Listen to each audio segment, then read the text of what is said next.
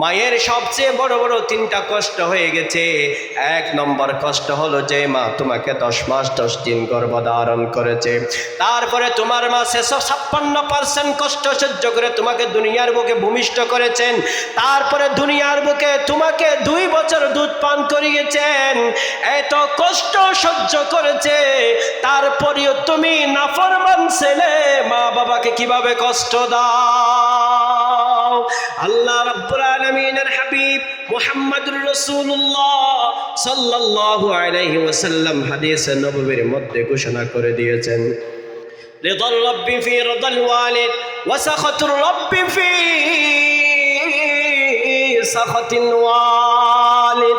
যেই সন্তানের উপর নিজের মা এবং বাবা রাজি, আল্লাহ সুবহানাহু ওয়া তাআলা ডাক দিয়ে বলেন, রে সন্তান তোমার উপর আমি আল্লাহ রাজি। আর যে সন্তানের উপর নিজের মা এবং বাবা নারাজ, ওরে নাফরমান সন্তান, দিলের কান দিয়ে শুনে রাখো, ইবাদত করলেও কোনো কাজ হবে না, হাজারো দান সদকা করলেও কোনো কাজ হবে না, এরকম তাফসীর মাহফিল একটা নয় 1 লক্ষটা করলেও কোনো কাজ হবে না। যদি তোমার মা তোমার প্রতি নারাজ থাকে, আল্লাহ সুবহানাহু ওয়া তাআলা তোমার প্রতি নারাজ রে যুবক। সুতরাং মা এবং বাবাকে কখনো কষ্ট দেওয়া যাবে না। যদি মা বাবাকে তুমি কষ্ট দাও, তাহলে তোমার দুনিয়া যেমন ধ্বংস হয়ে যাবে, আল্লাহর অনন্ত সুন্দর জান্নাত তোমার জন্য ধ্বংস হয়ে যাবে। ওই জন্য রব্বুল আলামিন বলেন, যে মা বড় বড় 3টা কষ্ট সহ্য করে, ওই জন্য ওই রকম মা বাবাকে কষ্ট দেওয়া যাবে না। আমাদের সমাজে এমনও দেখা যায়, যেই সন্তান মায়ের ছোট্ট একটা পেটে 5টা 7টা সন্তান হজম হয়, কিন্তু 5টা 7টা সন্তানের হাতে ছোট্ট একটা মা হজম হয় না। হাজার হাজার নজির, সন্তান 5 জনে 5 লাঠি মারে, এইরকম সমাজের মধ্যেও অনেক চিত্র দেখা যায়। ছোট্টকালে সন্তান যখন ছোট্ট ছিল, তখন মা কান্না করেছে, আর সন্তান তুমি ভাত খাও না কেন? আর সন্তান যখন বড় হয়ে গেছে, মা যখন বৃদ্ধ হয়ে গেছে, তখন মা বলে, আরে সন্তান তুমি আমাকে বাদ দাও না কেন? এরকম যুবক আমাদের মধ্যে আছে না নাই? ইন্নাল হামদুলিল্লাহ, ইন্নাল হামদুলিল্লাহিল আকরামিল্লাযী খালাকাল ইনসানা ওয়া কাররাম وعلمه من البيان ما لم يعلم فسبحان الذي لا يحصى امتنانه باللسان امتنانه باللسان ولا بالقلم ونشهد أن لا إله إلا الله وحده لا شريك له ونشهد أن سيدنا وسندنا وحبيبنا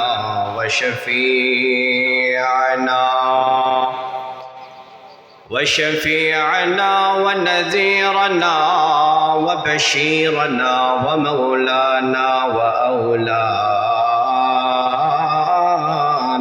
محمد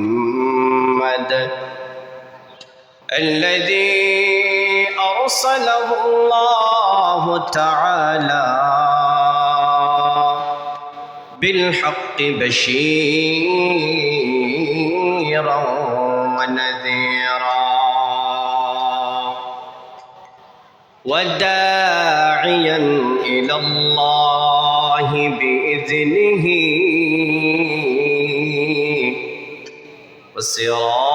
وسراجا وقمرا منيرا. فقد قال الله تعالى في شان بحبيبه ومحبوبه ومعشوقه مخبرا وآمرا. أعوذ بالله من الشيطان الرجيم. ببركة بسم الله الرحمن الرحيم. وقضى ربك ألا تعبدوا إلا إياه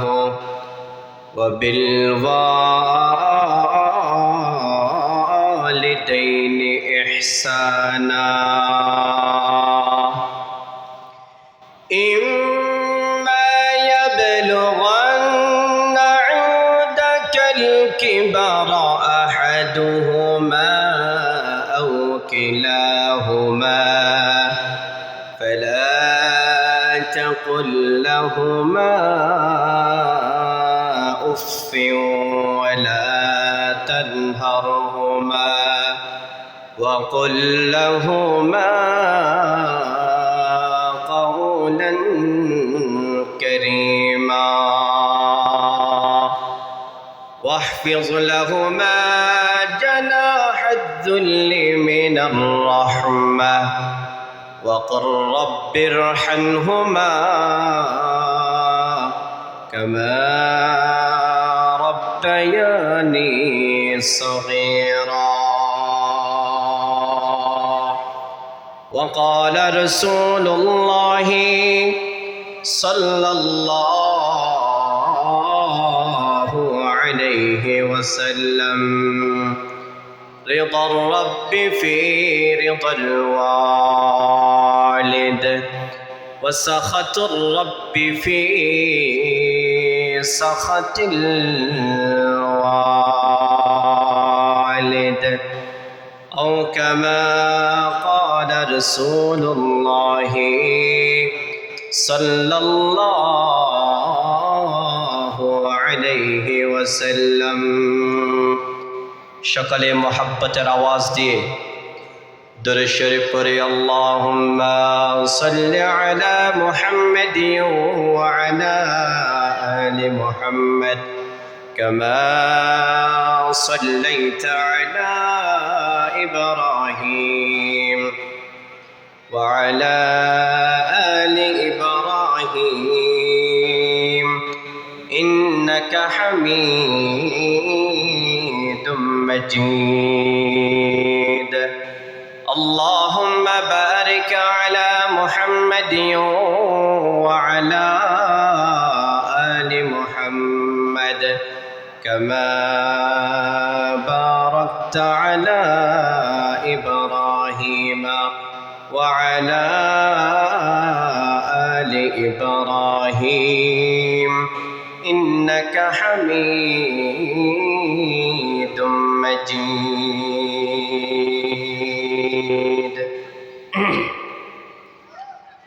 অধ্যক্ষ আয়োজিত আজকের এই মাইসকাকারা গর্জনীয় পাড়া ইসলামী যুব সংগঠনের উদ্যোগে ঐতিহাসিক চতুর্থতম তাফসীরুল কুরআন মাহফিলের সম্মানিত সভাপতি, মঞ্চে উপবিষ্ট শ্রদ্ধেয় উলামায়ে কেরাম, পর্দানশী দিনদার আবেদা সালেহা নেককার মা ও বোনেরা, আসসালামু আলাইকুম ওয়া রাহমাতুল্লাহি ওয়া বারাকাতুহু। আমরা সকলেই সেই মহান মালিকের দরবারে শুকরিয়া জ্ঞাপন করছি, যে মহান মালিক এই ফিতনার জামানায় আমাদেরকে এই দুনিয়াবি সমস্ত কাজ থেকে বিমুখ রেখে, দূরে রেখে, হেফাজত করে, রোডে ঘাটের অ্যাক্সিডেন্ট থেকে হেফাজত করে 10 মায়ের 10 সন্তানকে কীর্তিত হওয়ার, আজকের এই মাইস কাকারা গর্জনিয়া পাড়া তফসির মাহফিলে আসার বসার যে মহান রব্বুল ইজ্জত আমাদেরকে পরিবেশ করে দিয়েছেন, একত্রিত হওয়ার তৌফিক দিয়েছেন, সেই মহান মালিকের দরবারে হৃদয়ের ভালোবাসা উজাড় করে মহব্বতের আওয়াজ দিয়ে ঈমানি কণ্ঠে উচ্চ সুরে আমরা সকলে একবার শুকরিয়া জ্ঞাপন করছি। সকলে পড়ি আলহামদুলিল্লাহ। লক্ষ কোটি দুরূদ সালামের নজরানা পেশ করতেছি আফতাবে নবুয়ত, শাহেনশাহে রিসালত, সৈয়দুল মুরসালিন, খাতামুন নবিয়িন, নবীগণের সম্রাট, নবীগণের সরদার, নবিয়ুনা, রসুলুনা, হাবিবুনা, শফিউনা মুহাম্মদুর রাসূলুল্লাহ সাল্লাল্লাহু আলাইহি ওয়াসাল্লামের রওজায়ে পাকে। মুহতারাম হাজিরিন, হেদায়েতের শেষ বাণী মহাগ্রন্থ আল কুরআন থেকে আমি আপনাদের সম্মুখে একটি আয়াতে কারিমা তেলাওয়াত করেছি। নবী পাক সাল্লাল্লাহু আলাইহি ওয়াসাল্লামের অসংখ্য গণিত হাদিসে মুবারাকা থেকে ছোট্ট একখানা হাদিস শরীফ আপনাদের সম্মুখে তেলাওয়াত করেছি। যদি আল্লাহ তৌফিক দেয়, এই আয়াতকে সামনে রেখে, এই হাদিস শরীফকে সামনে রেখে যে কথাগুলো বলবো, রব্বুল আলামিন যেন সর্বপ্রথম আমাকে আমল করার, আপনারা যারা শুনতেছেন প্রত্যেককে রব্বুল আলামিন যেন আমল করার তৌফিক দান করেন, প্রত্যেককে যেন আমলের নিয়তে শোনার তৌফিক দান করেন। আবার পড়ি আমরা সকলে আল্লাহুম্মা আমিন। আমি যে আয়াতে কারিমা তেলাওয়াত করেছি, এই আয়াতে কারিমা হলো হকের। আমরা সকলে দুনিয়ার মধ্যে এসেছি প্রত্যেক জিনিসের, প্রত্যেক বস্তুর আসার একটা মাধ্যম থাকে, আসার একটা ওসিলা থাকে। আমরা মানুষ দুনিয়ার মধ্যে এসেছি, তেমনিভাবে আমরাও ওসিলার মাধ্যমে এসেছি। রব্বুল আলামিন আমাদেরকে দুনিয়ার মুখ দেখিয়েছেন, রব্বুল আলামিন আমাদেরকে এত সুন্দর দুনিয়া আমাদেরকে দেখানোর সুযোগ করে দিয়েছেন একটা মাধ্যমে। সেই মাধ্যমকে নিয়ে আজকে আমরা কিছু কথা বলবো ইনশাআল্লাহ। আল্লাহ রব্বুল আলামিন সূরাতুল বনী ইসরাঈলের 23 নম্বর আয়াতে কারিমার মধ্যে ঘোষণা করে দিয়েছেন, وَقَضَى رَبُّكَ أَلَّا تَعْبُدُوا إِلَّا إِيَّاهُ وَبِالْوَالِدَيْنِ إِحْسَانًا إِمَّا يَبْلُغَنَّ عِندَكَ الْكِبَرَ أَحَدُهُمَا أَوْ كِلَاهُمَا فَلَا تَقُل لَّهُمَا أُفٍّ وَلَا تَنْهَرْهُمَا وَقُل لَّهُمَا قَوْلًا كَرِيمًا। জোরে জোরে পড়ি আল্লাহু আকবার। রব্বুল আলামিন বলছেন, وَقَضَى رَبُّكَ أَلَّا تَعْبُدُوا। রব্বুল আলামিন আমাদের জন্য বিধান করে দিয়েছেন, আমাদের জন্য ফরজ করে দিয়েছেন। কি ফরজ করে দিয়েছেন? আল্লাহ তা'বুদু ইল্লা ইয়াহ। আরে বান্দা, তোমরা দুনিয়ার মধ্যে ইবাদত করবা, গোলামি করবা, দাসত্ব করবা একমাত্র আমি রব্বুল আলামিনের। ইল্লা ইয়াহু ওয়া বিল ওয়ালিদাইনি ইহসানা।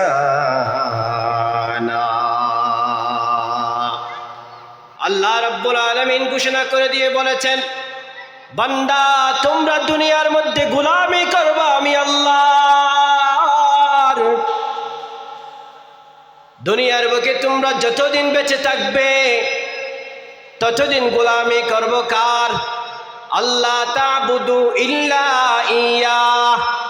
যে রব্বুল আলামিনের গোলামি করবা সেই রব্বুল আলামিনের সাথে শিরিক করা যাবে না, সেই রব্বুল আলামিনের সাথে অংশীদারিত্ব করা যাবে না।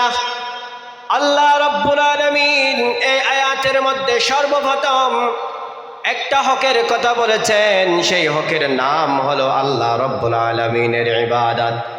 আল্লাহকে জিজ্ঞাসা করলাম, ওগো আল্লাহ, তুমি যে দুনিয়ার মধ্যে মানুষ সৃষ্টি করেছো, এই মানুষ জাতিকে তুমি দুনিয়ার মধ্যে কিসের জন্য সৃষ্টি করেছো? আরামায়েশের জন্য কি সৃষ্টি করেছো? দুনিয়ার রং তামাশার মধ্যে নিমজ্জিত হওয়ার জন্য কি সৃষ্টি করেছো? দুনিয়ার সে আনাগুনা করার জন্য কি তুমি মানুষ সৃষ্টি করেছো? নাকি তুমি রব্বুল আলামিনের নাফরমানি করার জন্য মানুষকে সৃষ্টি করেছো?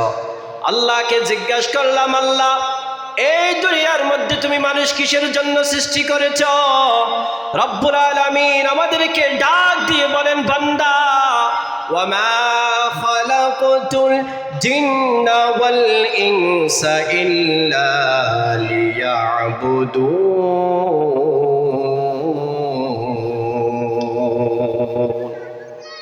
আমি রব্বুল আলামিন এই দুনিয়ার মধ্যে মানুষ এবং জিন জাতি সৃষ্টি করেছি একমাত্র কেবলমাত্র শুধুমাত্র আমি রব্বুল আলামিনের গোলামি করার জন্য, আমি রব্বুল আলামিনের উপাসনা করার জন্য, আমি রব্বুল আলামিনের দাসত্ব করার জন্য আমি মানুষ এবং জিন জাতিকে দুনিয়ার বুকে সৃষ্টি করেছি। মানুষ আমি রব্বুল আলামিনের ইবাদত করবে, সেই ইবাদতটা হতে হবে নির্ভেজাল, সেই ইবাদতের মধ্যে কোনো অংশীদারিত্ব থাকতে পারবে না, সেই ইবাদতের মধ্যে কোনো শিরিক থাকতে পারবে না, সেই ইবাদতের মধ্যে কোনো শরীক থাকতে পারবে না। সাইয়্যিদানা লুকমান আলাইহিস সালাতু ওয়াস সালাম কিভাবে আল্লাহর গোলামি করবে, কিভাবে আল্লাহর দাসত্ব করবে, কিভাবে আল্লাহর ইবাদত করবে, সাইয়্যিদানা লুকমান আলাইহিস সালাতু ওয়াস সালাম তার সন্তানকে ডাক দিয়ে বলেছেন, ইয়া বুনাইয়া লা তুশরিক বিল্লাহি ইন্নাশ শিরকা লাযুলমুন আযীম। সাইয়্যিদানা লুকমান আলাইহিস সালাতু ওয়াস সালাম তার সন্তানকে ডাক দিয়ে বলেন, ইয়া বুনাইয়া, হে আমার বাচ্চা, হে আমার সন্তান, ইয়া বুনাইয়া লা তুশরিক বিল্লাহ, ইবাদত করবা তো ভালো কথা, কিন্তু আল্লাহর সাথে অংশীদারিত্ব করিও না। লা তুশরিক বিল্লাহ, ইবাদতের মালিক যেমন আল্লাহ, হায়াতের মালিক যেমন আল্লাহ, মৌতের মালিক যেমন আল্লাহ, রিজিকের মালিক যেমন আল্লাহ, আসমানের মালিক যেমন আল্লাহ, জমিনের মালিক যেমন আল্লাহ, নবমণ্ডল ভূমণ্ডলের মালিক যেমন আল্লাহ, তামাম কুল কায়নাতের মালিক যেমন আল্লাহ, সন্তান দেওয়ার মালিকও হলেন আমার আল্লাহ। সুতরাং সন্তান যদি চাওয়া লাগে আল্লাহর কাছে চাইবো, যা কিছু প্রয়োজন সব কিছু আল্লাহর কাছে চাইবো। যদি সন্তান না হয় সবর করব, ধৈর্য ধারণ করব, কোনো বাবার কাছে গিয়ে সন্তান চাইব না। বাবা আমাকে সন্তান দাও, বাবা আমাকে এটা দাও সেটা দাও, সেটা করা যাবে না। ইবাদত করতে হবে নির্ভেজাল, যে ইবাদতের মধ্যে কোনো অংশীদারিত্ব নেই, যেই ইবাদতের মধ্যে কোনো শরিক নেই, যেই ইবাদতের মধ্যে কোনো শিরিক নেই। বান্দা তোমাদেরকে ইবাদত করতে হবে, নির্ভেজাল আল্লাহর গোলামি করতে হবে।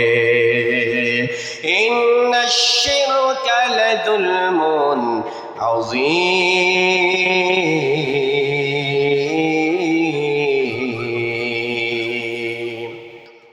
আল্লাহর জমিনে সবচেয়ে বড় জুলুম হলো আল্লাহর সাথে জুলুম করা। সবচেয়ে বড় জুলুম হলো, সবচেয়ে বড় অন্যায় হলো আল্লাহর সাথে শরীক করা। এই জন্য বান্দা আজকে তাফসীর মাহফিল থেকে এটা শিক্ষা নাও। যতদিন বাঁচব, আল্লাহ যতদিন হায়াত দিয়েছে আমাকে আপনাকে, ততদিন গোলামি করব, দাসত্ব করব একমাত্র আমি আল্লাহর। এই আল্লাহর গোলামি করতে গিয়ে, দাসত্ব করতে গিয়ে, এই আল্লাহর গোলামি দাসত্ব করতে গিয়ে নির্ভেজাল গোলামি করতে হবে, নির্ভেজাল দাসত্ব করতে হবে, অংশীদারিত্ব মুক্ত দাসত্ব করতে হবে।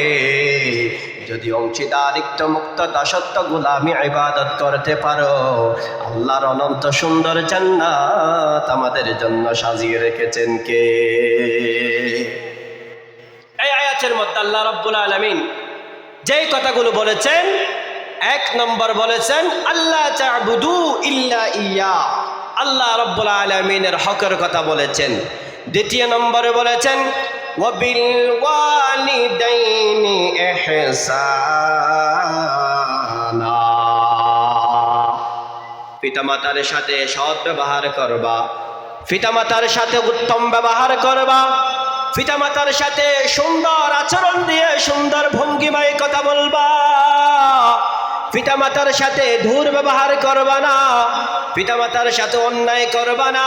পিতামাতা যদি অন্যায়ও করে তারপর অন্যায় করা যাবে না পিতামাতার সাথে, কারণ এত সুন্দর দুনিয়ায় নিখিল বিচ্ছ আমাদেরকে দেখিয়েছেন একমাত্র আমাদের পিতামাতার মাধ্যমে আমরা দুনিয়ায় এসেছি। আমাদের সন্তান, আমাদের মা, আমাদের বাবা যদি না থাকতো এই নিখিল বিশ্ব আমরা দেখতাম না, এই নিখিল জাহান আমরা দেখতাম না, এত সুন্দর দুনিয়া আমরা পরিচালনা করতে পারতাম না, এত সুন্দর দুনিয়ার মধ্যে আমরা ক্ষেত কামার কৃষি কামার করতে পারতাম না, দোকান ব্যবসা বাণিজ্য করতে পারতাম না, চাকরি বাকরি করতে পারতাম না। সব কিছু আমাদেরকে দেখিয়েছেন উসিলাকারী হিসাবে আমাদের মা বাপ। সুতরাং যে মা বাবা দুনিয়া দেখিয়েছেন ওই মা বাবার সাথে অত্যাচারী করা যাবে না, ওই মা বাবার সাথে অন্যায় করা যাবে না, ওই মা বাবাকে অত্যাচার করা যাবে না, ওই মা বাবার উপর জুলুম করা যাবে না, ওই মা বাবাকে নির্যাতন করা যাবে না। দুনিয়ায় যতদিন বাঁচবা, মা বাপ যতদিন বাঁচবে, মা বাবার সাথে সম্মানের সাথে আচরণ দিয়ে কথা বলতে হবে। তারপর আল্লাহকে জিজ্ঞাসা করলাম, আল্লাহ মা বাবাকে সম্মানের সাথে কথা বলবো কেন? মা বাবার সাথে উত্তম রূপে আচরণ করবে কেন? মা বাবার সাথে বেইনসাফি করব না কেন? আল্লাহ সাথে সাথে আমাদেরকে ডাক দিয়ে বলেছেন সূরাতুল লুকমানের 14 নম্বর আয়াতের মধ্যে আল্লাহ রাব্বুল আলামিন ডাক দিয়ে বলেছেন, বান্দা ووصينا الإنسان بوالديه حملته أمه وهنا على وهن وفصاله في عامين أن اشكر لي ولوالديك। পিতামাতার সাথে উত্তম রূপে দুর্ব্যবহার না করে পিতামাতার সাথে আল্লাহ রাব্বুল আলামিন নম্র ভাষায় কথা বলার জন্য তাগিদ দিয়েছেন। আল্লাহকে জিজ্ঞাসা করলাম, আল্লাহ পিতামাতার সাথে আমি কেন নম্র ব্যবহার করব? পিতামাতার সাথে আমি কেন দুর্ব্যবহার করব না? আল্লাহ রাব্বুল আলামিন ডাক দিয়ে বলেছেন, বান্দা ওয়াসাইনাল ইনসানা বিওয়ালিদাইহি, আমি মানুষকে জোর দাবি জানিয়েছি, আমি মানুষকে নির্দেশ দিয়েছি বিওয়ালিদাইহি, পিতামাতার সাথে উত্তম ব্যবহার করো, পিতামাতার সাথে সুন্দর ব্যবহার করো, পিতামাতার সাথে অন্যায় করিও না, পিতামাতার গায়ের উপরে ঝড় আঘাত তুলিও না। আল্লাহ রাব্বুল আলামিন বলেন, পিতামাতার সাথে কেন সম্মানজনক আচরণ করবা জানো বান্দা?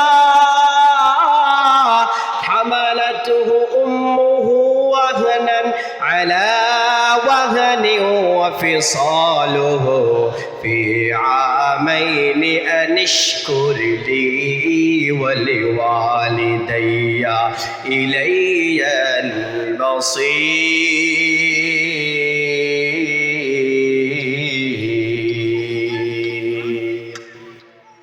আল্লাহ রাব্বুল আলামিন বলেছেন, বান্দা তোমরা এই কারণে পিতামাতার সাথে দুর্ব্যবহার করবে না।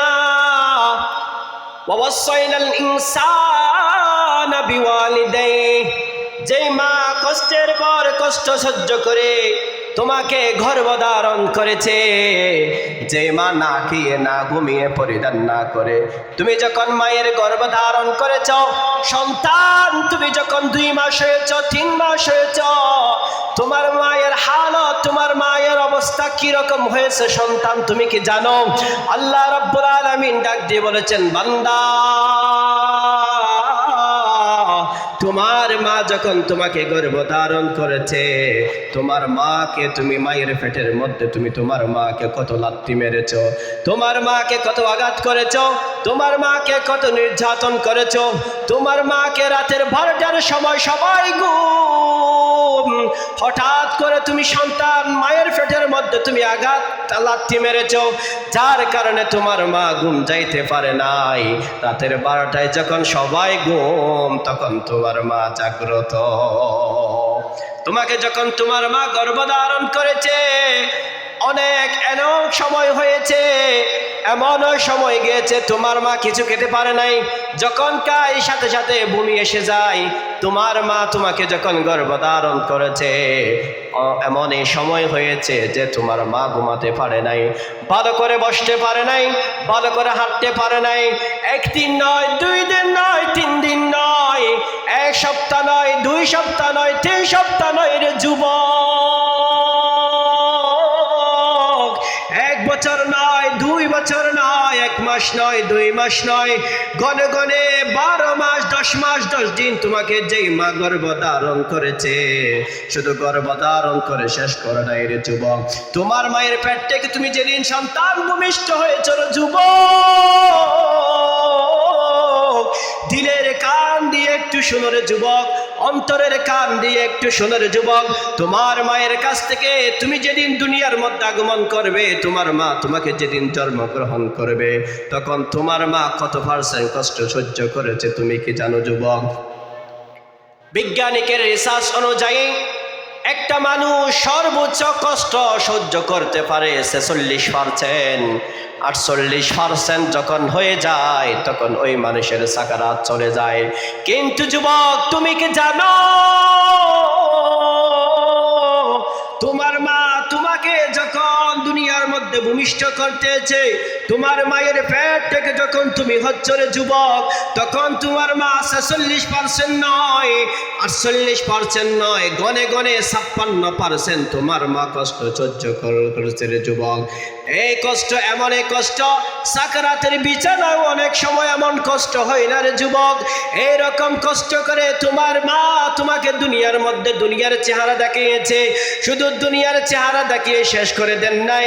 দুনিয়ার মধ্যে তুমি যখন এসেছো, তখনও তোমার মায়ের কষ্ট আবার শুরু হয়ে গেছে। রাতের 12টা হয়ে গেছে, যখন সবাই ঘুম, তখন তুমি মেও মেও মেরে করে কান্না করতেছ। মায়ের দুধ থেকে দুধ খাওয়ার জন্য কখন কান্না করতেছ। এই কুয়াশার মৌসুমে ঠান্ডার সময় মা ঠান্ডা কত কষ্ট সহ্য ভোগ করে তোমাকে সেই মা দুধ খাওয়াইছে। তুমি তোমার মায়ের শরীরের মধ্যে পেশাব পায়খানা করে দিয়েছ, একটিবারের জন্য তোমার মা তোমাকে বিমুখ করে নাই। তারপরেও তোমার মা তোমাকে আগলে রেখেছে, শুধু 1 দিন নয়, 2 দিন নয়, 1 সপ্তাহ নয়, 2 সপ্তাহ নয়। আর যুবক তোমাকে তোমার মা 2 বছর তার মায়ের বুক থেকে দুধ পান করিয়েছেন। মায়ের সবচেয়ে বড় বড় 3টা কষ্ট হয়ে গেছে। 1 নম্বর কষ্ট হলো যে মা তোমাকে 10 মাস 10 দিন গর্ভধারণ করেছে, তারপরে তোমার মা 56% কষ্ট সহ্য করে তোমাকে দুনিয়ার বুকে ভূমিষ্ঠ করেছেন, তারপরে দুনিয়ার বুকে তোমাকে 2 বছর দুধ পান করিয়েছেন। এত কষ্ট সহ্য করেছে, তারপরেও তুমি নাফরমান ছেলে মা বাবাকে কিভাবে কষ্ট দাও? আল্লাহ রাব্বুল আলামিনের হাবিব মুহাম্মদুর রাসূলুল্লাহ সাল্লাল্লাহু আলাইহি ওয়াসাল্লাম হাদিসে নববীর মধ্যে ঘোষণা করে দিয়েছেন, রিদাল রাব্বি ফি রিদাল ওয়ালিদ ওয়া সাখাতুর রাব্বি ফি সাখাতিল ওয়ালিদ। যেই সন্তানের উপর নিজের মা এবং বাবা রাজি, আল্লাহ সুবহানাহু ওয়া তাআলা ডাক দিয়ে বলেন, রে সন্তান, তোমার উপর আমি আল্লাহ রাজি।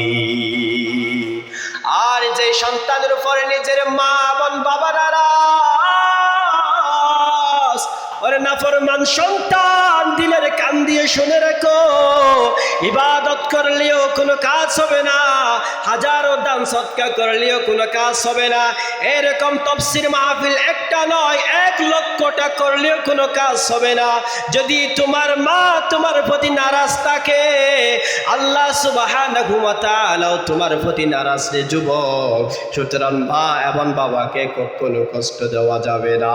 যদি মা বাবাকে তুমি কষ্ট দাও, তাহলে তোমার দুনিয়া যেমন ধ্বংস হয়ে যাবে, আল্লাহর অনন্ত সুন্দর জান্নাতও তোমার জন্য ধ্বংস হয়ে যাবে। ওই জন্য রব্বুল আলামিন বলেন, যে মা বড় বড় 3টা কষ্ট সহ্য করে, ওই জন্য ওই রকম মা বাবাকে কষ্ট দেওয়া যাবে না। আমাদের সমাজে এমনও দেখা যায়, যেই সন্তান মায়ের ছোট্ট একটা পেটে 5টা 7টা সন্তান হজম হয়, কিন্তু 5টা 7টা সন্তানের হাতে ছোট্ট একটা মা হজম হয় না। হাজার হাজার নজির, সন্তান 5 জন, 5 জনে 5 লাঠি মারে, এইরকম সমাজের মধ্যেও অনেক চিত্র দেখা যায়। ছোট্টকালে সন্তান যখন ছোট্ট ছিল, তখন মা কান্না করেছে, আর সন্তান তুমি ভাত খাও না কেন? আর সন্তান যখন বড় হয়ে গেছে, মা যখন বৃদ্ধ হয়ে গেছে, তখন মা বলে, আরে সন্তান তুমি আমাকে ভাত দাও না কেন? এরকম যুবক আমাদের মধ্যে আছে না নাই? এইরকম যুবকের উপর লানত করেছেন কে? আল্লাহ যেমন লানত করেছেন, আল্লাহর হাবিব এরকম সন্তানের উপর লানত করেছেন। ওই জন্য আজকে তাফসীর মাহফিল থেকে প্রতিজ্ঞা করেন, আজকে তাফসীর মাহফিল থেকে ওয়াদা করেন, আপসে তাফসীর মাহফিল থেকে ইরাদা করে নেন, যতদিন বাঁচবো মা বাবার নাফরমানি করব না। যতদিন বাঁচবো ততদিন মা বাবাকে কষ্ট দেওয়া যাবে না।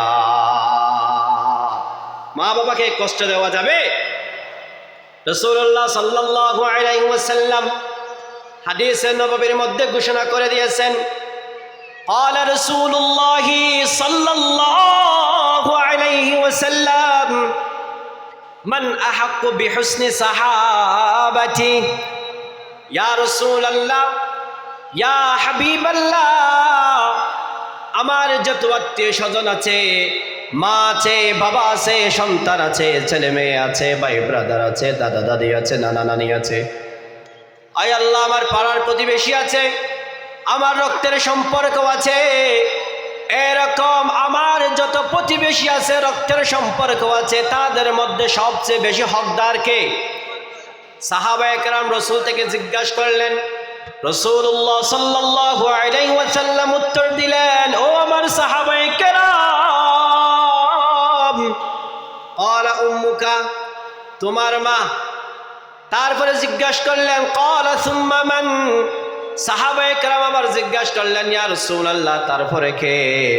রাসূলুল্লাহ সাহাবায়ে কেরামদেরকে উত্তর দিলেন, ক্বালা উম্মুকা, তোমার মা। সাহাবায়ে কেরাম আবার জিজ্ঞাসা করলেন, সুম্মা ক্বালা মান? ইয়া রাসূলুল্লাহ, ইয়া হাবিবাল্লাহ, তারপরে কে? রাসূলুল্লাহ সাল্লাল্লাহু আলাইহি ওয়াসাল্লাম বলেছেন, ক্বালা উম্মুকা। কয়বার বলেছেন? 3 বার। ক্বালা উম্মুকা, ক্বালা উম্মুকা, ক্বালা উম্মুকা, 3 বার বলেছেন।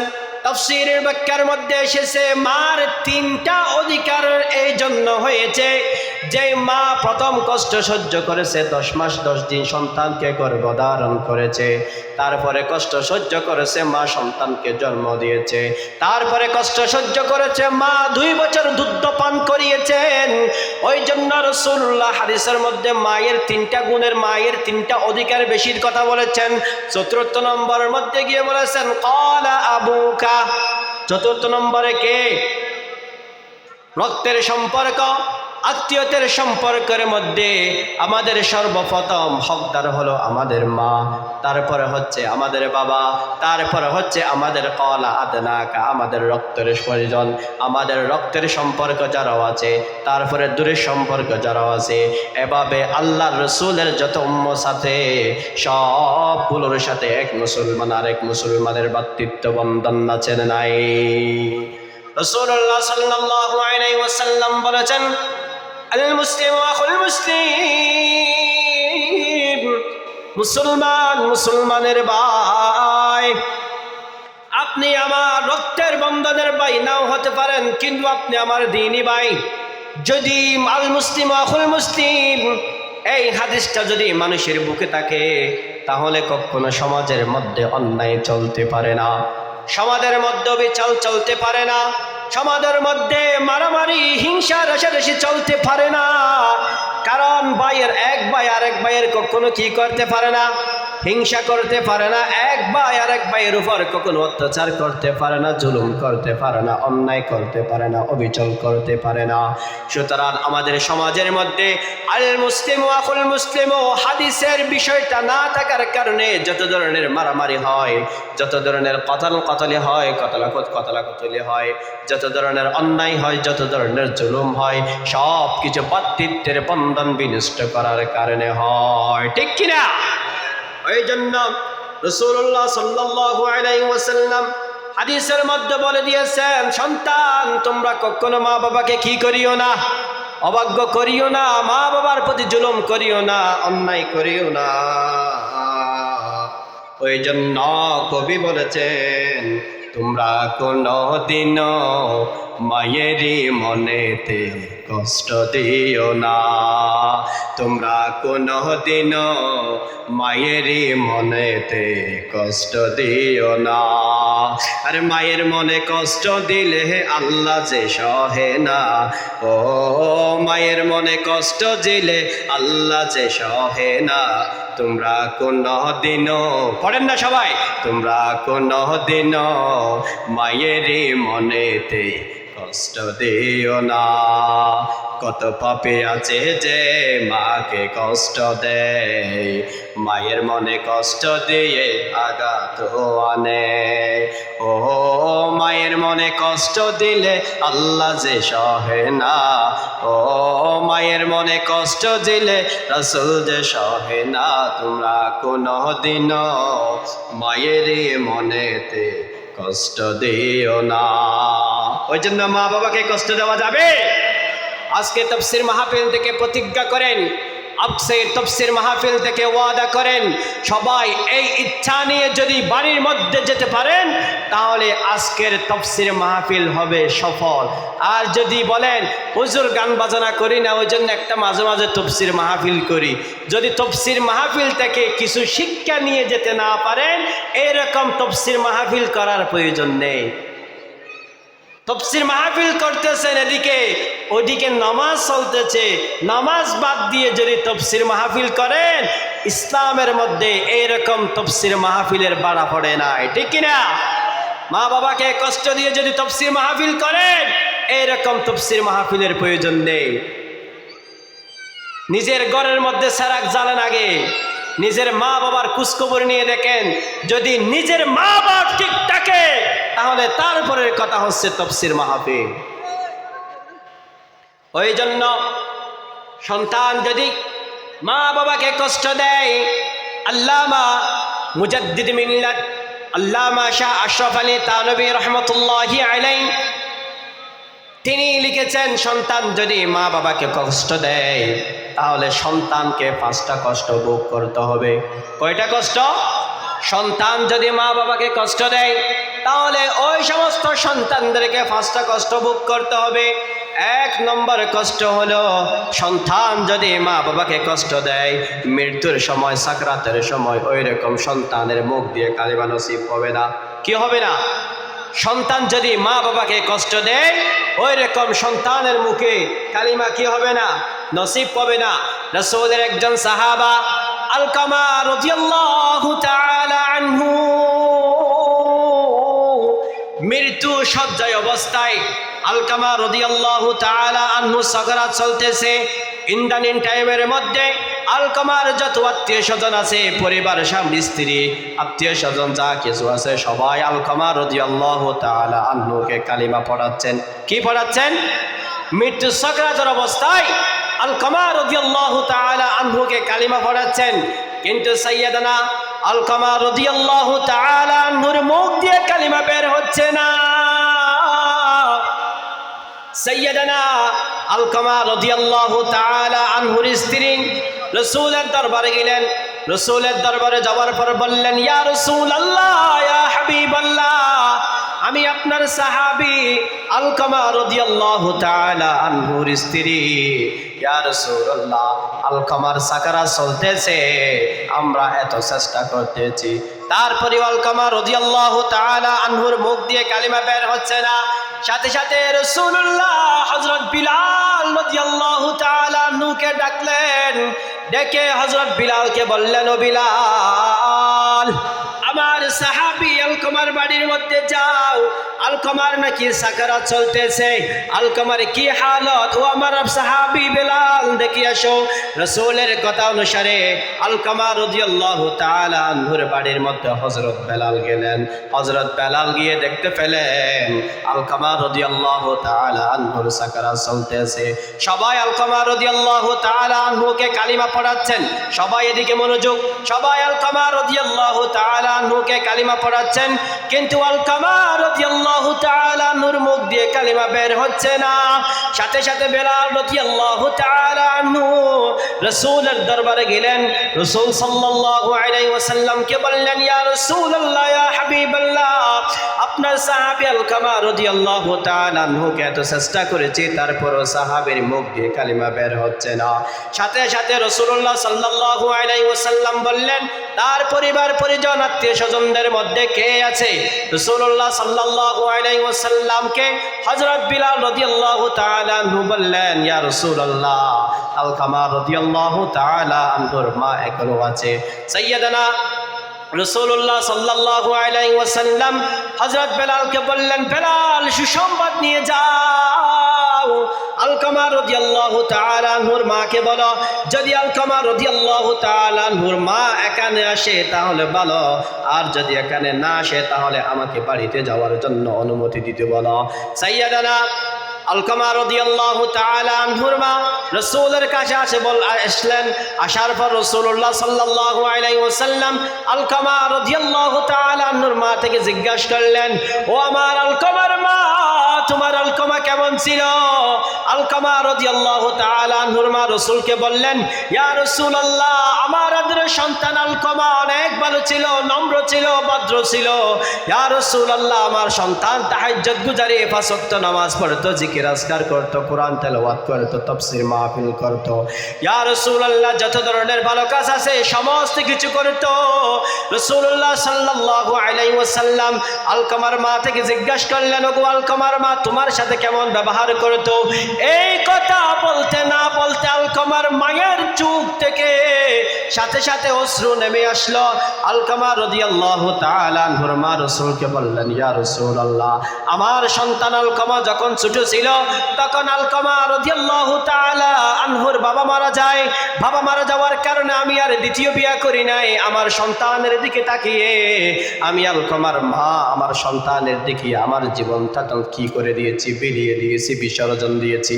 আমার সন্তান যখন বড় হয়েছে আমার সন্তানের জন্য আমি একটা নববধূ এনেছি। আমার সন্তানের জন্য যখন আমি নববধূ এনেছি, আমার সন্তান নববধূ পেয়ে আমাকে দুর্ব্যবহার করা শুরু করে দিয়েছে। ওই জন্য দেখবেন সমাজের মধ্যে এমনই যুবক থাকে যে যুবকরা নববধূ বউ আনার আগে মা বাবার সাথে অনেক ভালো ব্যবহার করে, আবার বউ যখন আনে মা বাবার সাথে রাগারাগি বেড়ে যায়, আছে না নাই? ওই রকম যুবকদেরকে বলি, ওই যুবক, আলকামা রাদিয়াল্লাহু তাআলা আনহুর মায়ের আলকামার এই ঘটনা থেকে শিক্ষা নাও। সাথে সাথে রাসূলুল্লাহ সাল্লাল্লাহু আলাইহি ওয়াসাল্লাম বললেন, ওগো আলকামার মা, বোঝা গেল তোমার সন্তান তোমার সাথে ভালো ব্যবহার করে না। বেলাল রাদিয়াল্লাহু তাআলা আনহুকে রাসূলুল্লাহ আদেশ দিলেন, ও বেলাল, যাও পাহাড়ে জঙ্গলের মধ্যে যাও, গিয়ে লাকড়ি জোগাড় করো, আজকে আলকামার মায়ের সম্মুখে আলকামাকে পুড়ে নিস্তাপ করে দেব। এই কথা শোনার পর আলকামার মা সাথে সাথে চিৎকার দিয়ে উঠলে বললেন, ইয়া রাসূলুল্লাহ, আমার অতি আদরের ছেলে, আমার মহাব্বতের ছেলে, আমার যত্নের ছেলে, আমার সন্তানকে আমার সামনে কিভাবে তুমি আগুনের মধ্যে পোড়াবো? রাসূলুল্লাহ বলেছেন, তুমি তোমার সন্তানকে ক্ষমা করে দাও। যদি তুমি তোমার সন্তানকে ক্ষমা না করো, তাহলে তোমার সামনে তোমার আলকামা ছেলেকে আমি পুড়ে ছারখার করে দেব। এই কথা শোনার পর আলকামা রাদিয়াল্লাহু তাআলা আনহুর মা সাথে সাথে ডাক দিয়ে উঠে বললেন, ইয়া রাসূলুল্লাহ, আল্লাহ জাল্লা শানুহুর কসম, আল্লাহর রুবুবিয়তের কসম, আল্লাহর উলুহিয়াতের কসম, আপনাকে সাক্ষী রেখে বলেছি ইয়া রাসূলুল্লাহ, এই মুহূর্তে আমার ছেলে আলকামাকে আমি সব কিছু ক্ষমা করে দিয়েছি। এই কথা বলার সাথে সাথে রাসূলুল্লাহ বেলাল হাবশী রাদিয়াল্লাহু তাআলা আনহুকে গিয়ে বললেন, ওগো বেলাল, এখন আলকামার কি অবস্থা দেখে আসো। সাথে সাথে বেলাল রাদিয়াল্লাহু তাআলা আনহু যখন বাড়ির মধ্যে গিয়ে দেখলেন, সাথে সাথে আলকামার মুখ দিয়ে বের হয়ে যাচ্ছে, লা ইলাহা ইল্লাল্লাহু মুহাম্মাদুর রাসূলুল্লাহ সাল্লাল্লাহু আলাইহি ওয়াসাল্লাম। ওই জন্য সন্তান, এই ইতিহাস থেকে শিক্ষা নাও, যদি মা এবং বাবার সাথে দুর্ব্যবহার করো, মৃত্যুর অবস্থায়, সাকারাত অবস্থায় কালিমা নসিব হবে না, কালিমা নসিব হবে না। নববধূ পেয়ে, সুন্দর স্ত্রী পেয়ে মাকে অত্যাচার করিও না, মায়ের উপর জুলুম করিও না, অন্যায় করিও না, অবিচল করিও না।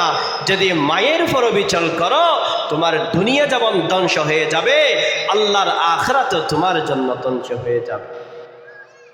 মা বাপ বিলিয়ে দিতে পারে। আমার একটা খালা আছে, আমাকে খুব আদর করে। ওই রকম খালার আজ থেকে 5 বছর আগে স্বামী মারা গেছে। এখনো অনেক টকবগে যুবতী, ফেসেরও সুন্দর, সমস্ত কিছু সুন্দর আছে, কিন্তু স্বামী যখন মারা যাচ্ছে তখন 3টা সন্তান দুনিয়ার মধ্যে রেখে গেছে। ওই সন্তানের দিকে তাকিয়ে এখনো পর্যন্ত নিজের জীবনটা সন্তানদের জন্য বিলিয়ে দিয়ে যাচ্ছে। এইরকম সন্তান যদি নববধূ আনার পর, বউ আনার পর যদি কষ্ট দেয়, আল্লাহ সহ্য করবে? দুনিয়ার মধ্যে মা সহ্য করবে, কিন্তু আল্লাহ সহ্য করবে না। ওই জন্য আজকের এই তাফসীর মাহফিল থেকে ওয়াদা করেন, এই জীবনে আপনি বাঁচবেন যতদিন, অথবা আপনার মা বাবা বাঁচবে যতদিন, ততদিন মা বাবাকে কি দেব না, কষ্ট দিব না। রাজি আছেন তো সবাই? সবাই হাত তুলে দেখান। আল্লাহ, আপনি দেখেছেন আমরা যারা হাত তুলেছি, প্রতিজ্ঞা দিয়েছি, ওয়াদা দিয়েছি, শপথ দিয়েছি, জীবনে যতদিন বাঁচবো মা বাবাকে আর কষ্ট দেব না। যেই কথাগুলো বলেছি, আল্লাহ রাব্বুল আলামিন আমাকে, আপনারা যারা শুনেছেন প্রত্যেককে আমল করার তৌফিক দান করেন। হাদা মা ইনদি ওয়াল ইলমু ইনদাল্লাহ। আসসালামু আলাইকুম ওয়া রাহমাতুল্লাহ।